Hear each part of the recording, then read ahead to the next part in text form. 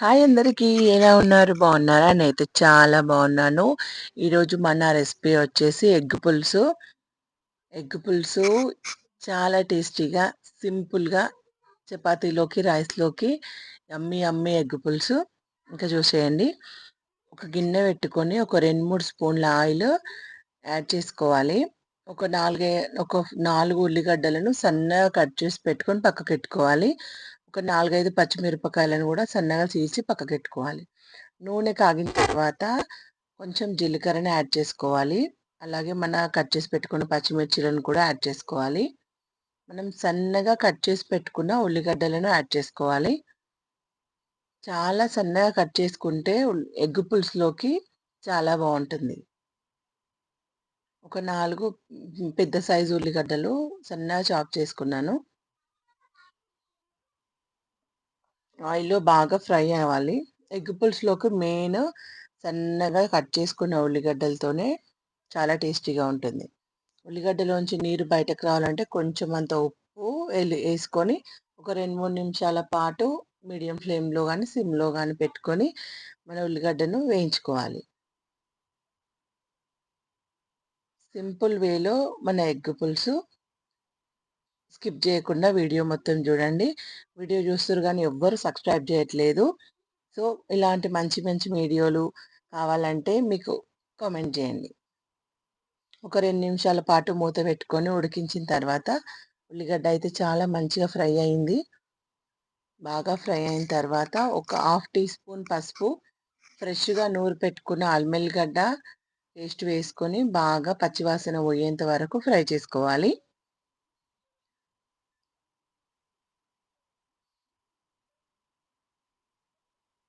అల్లం ఎల్లిగడ్డ ఫ్రై అయిన తర్వాత కొంచెం లైట్‌గా కొత్తిమీర వేసుకొని ఒక 2, 3 నిమిషాల పాటు ఉడికించుకోవాలి. ఈలోపు మనము ఒక పెద్ద నిమ్మకాయ సైజంత చింతపండును గూడా నానబెట్టుకొని పిసికి పులుసు తీసి పక్కకెట్టుకోవాలి. అలాగే గుడ్లను గూడా పొట్టు తీసేసుకొని ఘాట్లు పెట్టుకొని పక్కకెట్టుకోవాలి. కొత్తిమీర జల్లుకొని ఒక 2, 3 నిమిషాల పాటు కుక్ జేసుకోవాలి. తొందరగా ఒక 10, 15 నిమిషాలలో మన ఎగ్ పులుసయితే రెడీ అయిపోతుంది. పెద్ద ప్రాసెస్ లేకుండా. ఒక 2 నిమిషాలయిన తర్వాత చూసారా ఎంత మంచిగా ఫ్రై అయిపోయిందో.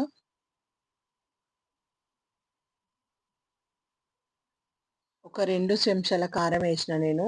మనము ఫస్టు ఉల్లిగడ్డలలో కొంచెం ఉప్పేసినాం గాబట్టి, ఒకటే స్పూను ఉప్పేసిన. ఎందుకంటే, ఉప్పు ఎక్కువైతే మళ్ళా అసలు తిననీకి ఇబ్బందుంటది.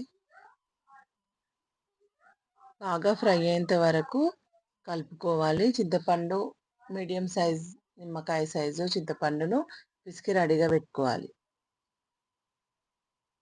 బాగా ఫ్రై అయిన తర్వాత చింతపులుసును యాడ్ చేసుకోవాలి. ఒక 2 నిమిషాల పాటు మూత పెట్టుకొని పక్కకెట్టుకుందాం. ఆయిల్ అంతా పైకొచ్చేంత వరకు కుక్ జేసుకోవాలి. ఈలోపు చింతపండు రసాన్ని ప్రిపేర్ చేసుకుందాం. బాగా ఫ్రై అయిపోయింది. ఉల్లిపాయలోంచి ఆయిల్ అంతా బయటకొచ్చేసింది. ఇప్పుడు మనం పిసికి పెట్టుకున్న చింతపండు పులుసును యాడ్ చేసుకోవాలి. చింతపులుసు యాడ్ చేసుకున్న తర్వాత మొత్తం అంతా కలిసేలాగా కలుపుకోవాలి. పులుసు మరిగేలోపు మనం ఉడికించిన గుడ్లకి కాట్లు పెట్టుకుందాం. కొంచెం ఉంటే కసూరి మేతి కూడా యాడ్ చేసుకోవచ్చు. ఎగ్ పులుసులోకి చాలా టేస్టీగా ఉంటుంది.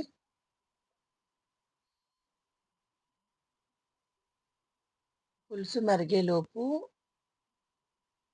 ఉల్లిగడ్డ గుడ్లకు కాట్లు పెట్టుకొని పక్కకెట్టుకోవాలి.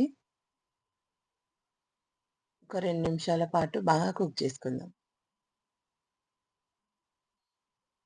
గుడ్లు పొట్టు తీసుకొని ఘాట్లు పెట్టుకొని పక్కకెట్టుకున్నాను. ఇప్పుడు ఆలోపు పులుసు కూడా బాగా మరిగిపోతుంది కదా! చూసారా బాగా మరుగుతుంది పులుసు. ఇప్పుడు మన ఉడికించిన గుడ్లను దాంట్లో ఏసేసుకుందాం. ఒక్కొక్కటిగా గుడ్లు మొత్తం ఏసేసుకొని, గుడ్లు మన పులుసంతా దగ్గరకొచ్చేంత వరకు కుక్ జేసుకోవాలి మీడియం ఫ్లేమ్‌లో పెట్టి. ఈలోపు మనము ఎగ్ పులుసులోకి మసాలా రెడీ చేసుకుందాము. జీలకర్ర, మెంతులు, ధనియాలు, సాజీర, లవంగా, ఇలాచి స్పైసెస్ వేసుకొని మీడియం ఫ్లేమ్‌లో బాగా ఫ్రై చేసుకోవాలి. మసాలాలన్నీ ఫ్రై చేసుకొని, మిక్సీ చేసుకొని అప్పటికప్పుడు వేసుకుంటే చాలా టేస్టీగా ఉంటుంది.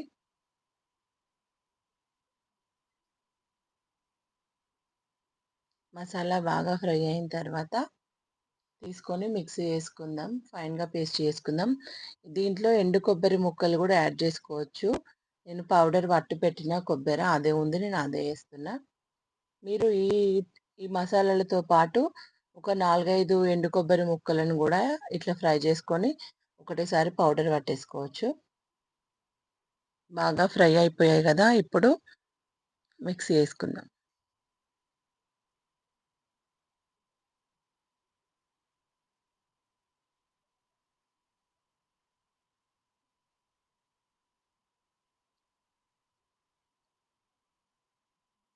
బయట మసాలాల కన్నా ఇంట్లో ప్రిపేర్ చేసుకున్న మసాలాలు మన వంటలకు మంచి రుచిని ఇస్తాయి. దాంతో పాటు ఆరోగ్యం కూడా. బాగా పులుసు దగ్గర పడ్డ తర్వాత ఒక టీ స్పూన్ అంత మసాలాను ఏసుకోవాలి.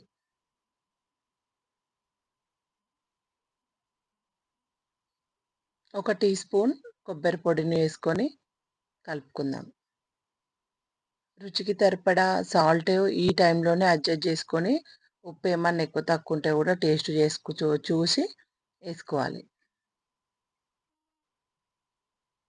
ఎంతో టేస్టీ అయిన ఎగ్ పులుసు రెడీ అయిపోయింది. ఖచ్చితంగా మీరు కూడా ట్రై చేసి ఎలా ఉందో కామెంట్ జేయాలి.